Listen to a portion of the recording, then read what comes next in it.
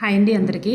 ఈరోజు 7th morning వచ్చినటువంటి సెషన్లో వచ్చిన బిట్స్ ఒకసారి చూసుకున్నట్లయితే మరి మోడరేట్గానే ఉంది ఎగ్జామ్ పేపరు.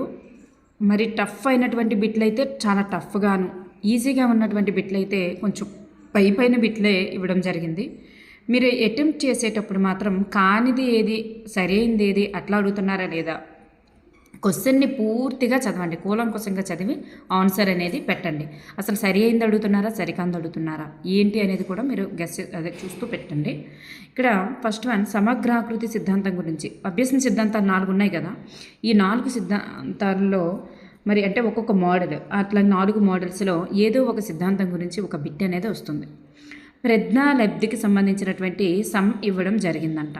ప్రజ్ఞాలబ్ధి, పునరభ్యసనం లేదా పొదుపు గణన, అలాగే గుర్తింపు అలాగే ప్రజ్ఞాలబ్ధి, పొదుపు గణన, గుర్తింపు, అలాగే స్మృతి విస్మృతి, వీటి నుంచి సమ్ అనేటటువంటిది తప్పనిసరిగా వస్తుంది. మరి అందువల్ల మీరు వీటికి సంబంధించిన ఫార్ములాస్ ఫాలో అయ్యండి. నేను ఆల్రెడీ వీడియో అనేది కూడా వీటి గురించి చేయడం జరిగింది. వైగాట్స్కి సిద్ధాంతం గురించి ఇచ్చారు. చామ్స్కి కానీ, వైగాట్స్కి కానీ, పియాజే కానీ, ఈ మూడింటిలో ఒకటి ఇస్తారు. నిన్నను కూడా వైగాట్స్కినే టచ్ చేయడం జరిగింది. చామ్స్కి గురించి నెక్స్ట్ అడిగే ఛాన్స్ ఉంది కాబట్టి ఏదైనా ఈ 3 సిద్ధాంతాల గురించి, నిన్నను పియాజే గురించి ఇచ్చారు. సో ఈ 3 సిద్ధాంతాల గురించి తప్పనిసరిగా మీరు తెలుసుకొని వెళ్ళండి. సంఘర్షణ గురించి ఇచ్చారు. నెక్స్ట్ అదేవిధంగా ఉపగమాల గురించి కూడా ఇచ్చారు. సంఘర్షణ, ఉపగమాలు 2 బిట్లు కవర్ చేయడం అంటే చాలా గ్రేట్. ఎందుకంటే ఈసారి ఈజీగా ఉందనే చెప్పుకోవచ్చు. ఎందుకంటే సంఘర్షణ కానీ ఉపగమాలు కానీ రెండింటిలో ఏదో ఒక్కటి మాత్రమే కవర్ చేయాలి, కానీ 2 కవర్ చేశారంటే ఈజీగా ఉందనే చెప్పుకోవచ్చు. రక్షణ తంత్రాల గురించి నిన్న దమనం గురించి ఇచ్చారు. ఈరోజు కూడా దమనం గురించి మళ్ళీ ఇచ్చారంట. అది కూడా అప్లయింగ్ కోసం, కావాలని మర్చిపోవడం అనే దమనం అంటారు. మరి ఇట్లాంటి దాన్ని ఇవ్వడం జరిగిందంట. మరి జాన్ హాల్ట్ గృహ విద్యకు సంబంధించి జాన్ హాల్ట్ గురించి ఇవ్వడం జరిగింది. మరి విద్య బోధనా తత్వవేత్తల గురించి నేను 150 బిట్స్, ఈ 8 మంది గురించి కూడా, గిజుబాయి, జాన్ హాల్ట్, పాలో పియరీ, వీళ్ళ 8 మంది గురించి 150 బిట్స్ ఇచ్చాను. ఈ బిట్స్ దాటి ఒక్కటి కూడా పోయే ఛాన్స్ లేదు. మీరు కావాలంటే ప్లేలిస్ట్లోకి వెళ్ళండి. లేటెస్ట్గా 3 days బ్యాక్ ఒక మంచి వీడియోని రిలీజ్ చేయడం జరిగింది. వాటి నుంచి బిట్ తప్పనిసరిగా వస్తుంది. నెక్స్ట్ శైశవం నుంచి కౌమారం వరకు, మరి ఇట్లా శైశవం నుంచి కౌమారం వరకు ఉన్నదాన్నే బాల్య దశ అంటారు అని చెప్పేసి నిర్వచించిన వారు ఎవరు? వీటి నుంచి 3 రకాలుగా విభజించారండి. శైశవం నుంచి కౌమారం అని ఒకరు అంటారు, యవ్వనం నుంచి కౌమార దశ అని ఒకరు అంటారు, అలాగే పుట్టినప్పటి నుంచి కౌమారం వరకు అని ఒకరు అంటారు. సో ఈ విధంగా ఉంటుంది. వీటిని ఎవరెవరు ఏం చెప్పారనేది కూడా మీకు చెప్తాను. నెక్స్ట్ వన్ ఇక్కడ చూడండి, అభ్యసన సిద్ధాంతాలు ఉన్నాయి కదా. ఈ 4 సిద్ధాంతాల గురించి ఒకటి ఇస్తున్నారు. అంటే నిన్నను కూడా మరి ఎరిక్ ఎరిక్సన్ యొక్క సాంఘిక సాంస్కృతిక సిద్ధాంతం కానీ, లేకపోతే ఎరిక్ ఎరిక్సన్ సిద్ధాంతం గురించి కానీ ఏదో నిన్న కూడా బిట్టివ్వడం జరిగింది. మరి ఇక్కడ ప్రవర్తనవాద సిద్ధాంతాలు వచ్చేసరికి 3 వస్తాయి. సమగ్రాకృతి సిద్ధాంతం, దీన్ని గెస్టాల్ట్ థియరీ అంటారు. వీటి గురించి ఈ 2. నెక్స్ట్ నిర్మితివాద సిద్ధాంతాలు అంటే వైగాట్స్కి అండ్ జీన్ పియాజే. పరిశీలనాత్మక వాదం అంటే సాంఘిక అభ్యసన సిద్ధాంతం. దీన్ని ప్రతిపాదించిన వారు ఆల్బర్ట్ బండూరా. మరి ఈరోజు గెస్టాల్ట్ థియరీకి సంబంధించి సిద్ధాంతం అడిగారంట. మరి అంతర్దృష్టి కానీ లేకపోతే ప్రత్యక్ష అభ్యసనం, ఈ రెండిట్లో ఏదో ఒకటి అడిగి ఉంటారు. నెక్స్ట్ వన్, శైశవం నుంచి యవ్వనారంభ దశ వరకు ఉన్నటువంటి దశను బాల్యం అని నిర్వచించిన వారు ఎవరు? శైశవం నుంచి యవ్వనారంభం వరకు మరి నిర్వచించిన వారు ఎవరంటే కుప్పుస్వామి అండి. ఇక్కడ యవ్వనారంభ దశ నుంటే కుప్పుస్వామి అని గుర్తుపెట్టుకోండి. నెక్స్ట్, పుట్టినప్పటి నుండి కౌమార దశ వరకు ఉన్న కాలాన్ని బాల్యదశ అని చెప్పినవారు. పుట్టినప్పటి నుండి కౌమార దశ వరకు ఉన్న కాలాన్ని బాల్యదశ అని చెప్పినవారు ఎవరు అంటే మరి ఎవరు చెప్పారంటే మెక్మెలన్ విద్యా నిఘంటువు అనమాట. మెక్మెలన్ విద్యా నిఘంటువు. మరి అదేవిధంగా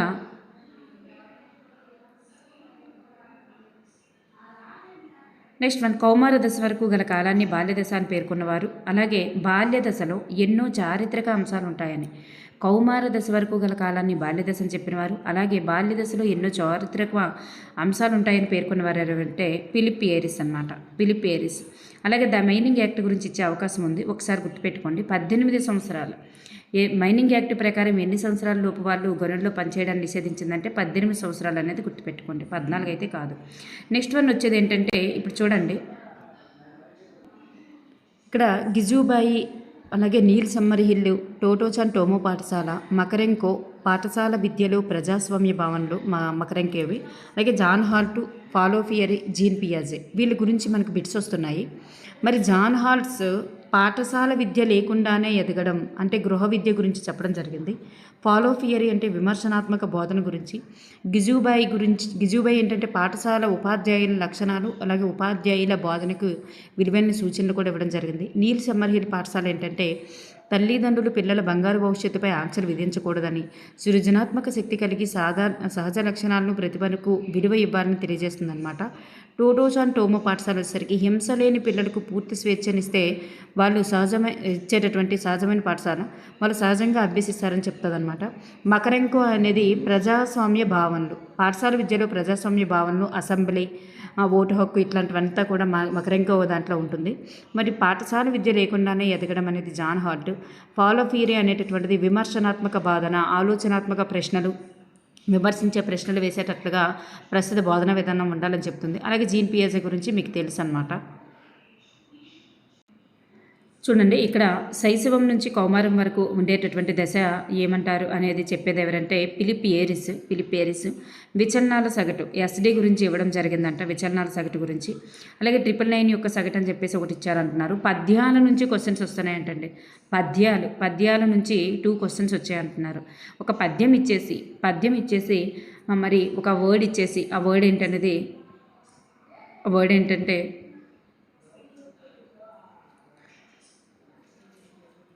చూడండి, ఇక్కడ చారుణ్య ప్రయోనిధి అనేటటువంటి అర్థం గల అంటే చారుణ్య ప్రయోనిధి అని చెప్పేసి కవి ఎవరిని గురించి వివరించారని చెప్పేసి ఇచ్చారు. చారుణ్య ప్రయోనిధి అంటే అర్థం ఏంటి, ఇట్లా మనకి ఇవ్వడం జరిగిందని అంటున్నారు. నెక్స్ట్ అలాగే అపరిచిత పద్యాలు అంటే 2 క్వశ్చన్స్ వచ్చాయి పద్యం గురించి. మరి అపరిచిత పద్యాల గురించి కూడా 2 క్వశ్చన్స్ ఇవ్వడం జరిగింది. మరి పద్యాత్మక పొడుపు కథలు అని చెప్పేసి మనకి 8th క్లాస్లో ఉన్నాయి. నేను ఆల్రెడీ ఈ మధ్యనే పొడుపు కథలు, సామెతలు, జాతీయాలు, పద్యాత్మక పొడుపు కథలు అని చెప్పేసి ఒక వీడియో చేయడం జరిగింది. మరి వాటి నుంచి బిట్స్ వస్తున్నాయి. అపరిచిత పద్యాలు ఇచ్చేసారంట, 2 క్వశ్చన్స్ ఇచ్చారు. నెక్స్ట్ సమూహము, గుంపు, వాటికి సంబంధించి పర్యాయ పదం ఇచ్చారు. పట్టణము అనేది వికృతి రూపం, దీని యొక్క ప్రకృతి రూపం ఏంటి, పత్తనం, దీని గురించి ఇచ్చారు. మరి ప్రత్యక్ష పరోక్ష కథనం, సామెత ఒకటి ఇచ్చారు. పద్యాత్మక పొడుపు కథలు ఇచ్చారు. నెక్స్ట్ ఉత్తమ పురుష మధ్యం పురుష గురించి నెక్స్ట్ బిట్ వచ్చే అవకాశం ఉంది. నిన్నను కూడా ఉత్తమ పురుష మధ్యం పురుష గురించి ఇచ్చారు. మరి ఇక్కడ నేను, మేము అనేటటువంటి దాంతో స్టార్ట్ అయితే అది ఉత్తమ పురుష. నీవు, మీరు అంటే ఎదుటి వాళ్ళ గురించి చెప్తే, తన గురించి తాను చెప్పుకుంటే ఉత్తమ పురుష, తాను ఉత్తమ. ఎదుటి వాళ్ళ గురించి చెప్పే విధంగా ఉంటే మధ్యం పురుష. మరి ఎక్కడో ఉన్నటువంటి వారి గురించి అతడు, ఆమె, వాడు, వారు ఇట్లా వస్తే అది ప్రథమ పురుష. గుర్తుపెట్టుకోండి. నెక్స్ట్ వన్ అంటే తాను ఉత్తమ, ఎదుట మధ్యమ, ఎక్కడో ప్రథమ. నెక్స్ట్ ఎరిక్సన్ లాస్ట్ దశ ఒకటి అడిగారంట. ఎరిక్సన్ దశల్లో లాస్ట్ది ఏంటి అని. మరి దారు కణజాలం గురించి మనకి సైన్స్లో పెట్టొచ్చింది. కాలక్రమ పద్ధతి, సోషల్ మెథడ్కి సంబంధించి కాలక్రమ పద్ధతిలో బోధించాల్సినటువంటి పాఠ్యాంశం ఏదని చెప్పేసి వ్యవసాయము ఇట్లా ఆప్షన్స్ ఇచ్చారంట. శంకువు స్తూపంకు సంబంధించినటువంటి మరి సంస్థిస్తున్నారంట. నిన్నను కూడా శంకువు స్తూపానికి సంబంధించిన సంస్థ ఇచ్చారు. ఈరోజు కూడా శంకువు స్తూపానికి సంబంధించిన సంస్థ ఇచ్చారు. మరి నెక్స్ట్ మీరు వృత్తము, అర్ధవృత్తము యొక్క సంస్థ కూడా మీరు నేర్చుకొని వెళ్ళండి. నెక్స్ట్ వీటి గురించి ఏమీ కూడా ఈరోజు టచ్ చేయలేదంట ఈ పూటలో. మరి చతురస్రాలను ఒకదాని పక్కన ఒకటి ఇలా ఉంచినప్పుడు, ఇలా ఒకదాని పక్కన ఒకటి ఇట్లా కలిపి ఉంచినప్పుడు మరి మొత్తంగా ఏర్పడేటటువంటి దీర్ఘచతురస్రం యొక్క పొడవు ఎంత అని చెప్పేసి ఇట్లా అడుగుతున్నారు.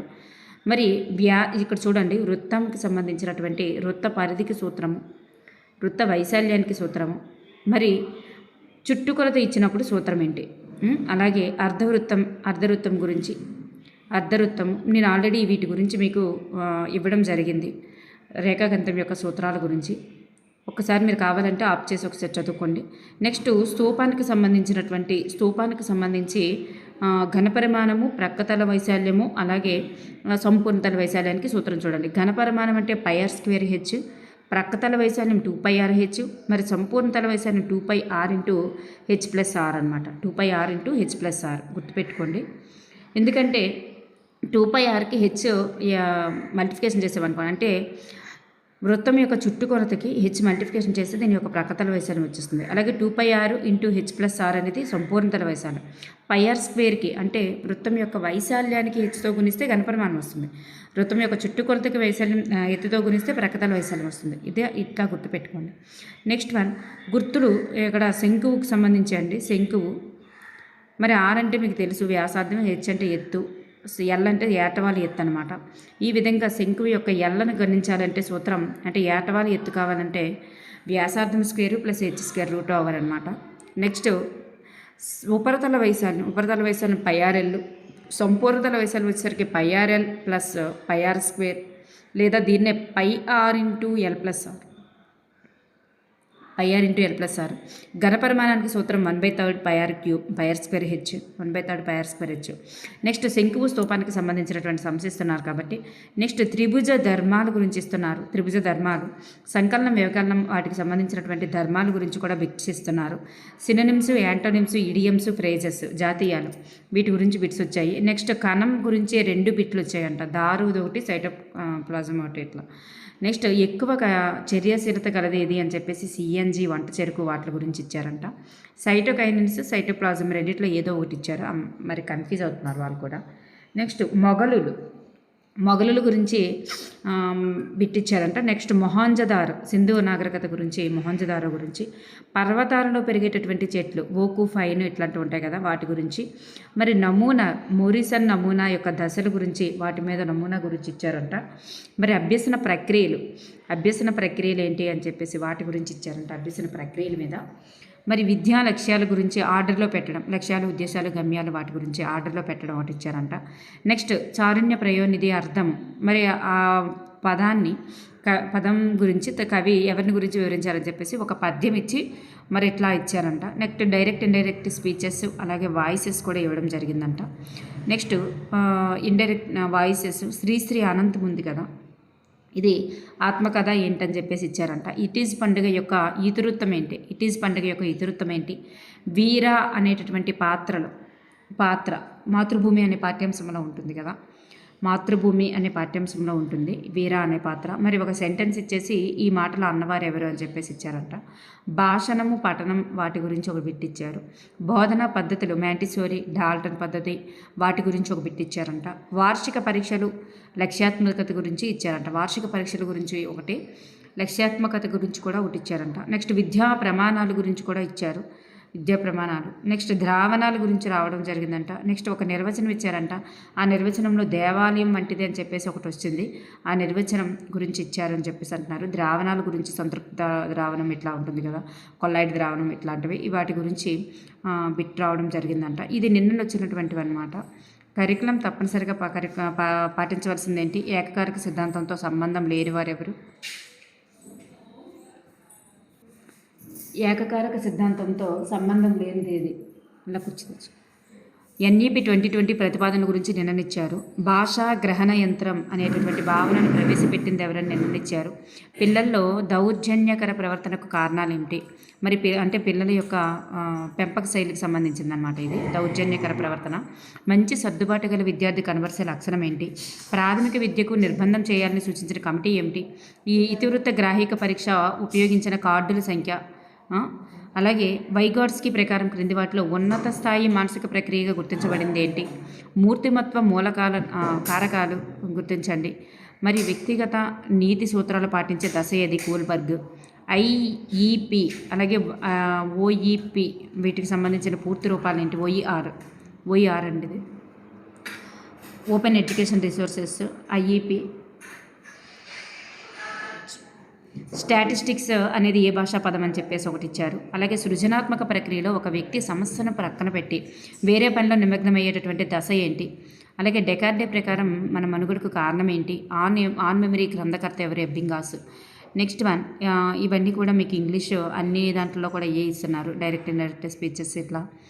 అలాగే తెలుగు వచ్చేసరికి గద్యం ఇచ్చి గద్యం మీద ఒక ప్రశ్న, అలాగే పద్యం ఇచ్చి 2 ప్రశ్నలు, వ్యుత్పత్తి అర్థం ఒకటి, ఆకాశంలో వెలుసున్నది అది ఒకటి, మదనం యొక్క నానార్థం, అలాగే స్కౌట్స్ అండ్ గైడ్స్ 6 నుండి 10 సంవత్సరాల వారిని ఏమంటారు, ఆధునిక గాంధీ అని ఎవరిని పిలుస్తారు, డూడు బసవన్న పాఠం నుంచి ఒకటి, అసమాపక సమాపక్రియల గురించి ఒకటి, ప్రకృతి వికృతి, పుత్రుడు బొట్టె అర్థం ఒకటి జతపరచమని ఇచ్చారు. అలాగే భాషాభిరుచి ఏ పాఠ్యాంశం అని చెప్పేసి భాషాభిరుచి ఇతివృత్తంగా గల పాఠ్యాంశం ఏది, రేఖాగణితం నుంచి ఎక్కువగా వచ్చాయన్నమాట. చుట్టుకొలతలు, చతురస్రం, కర్ణాల మీద అలా బిట్లు వచ్చాయి.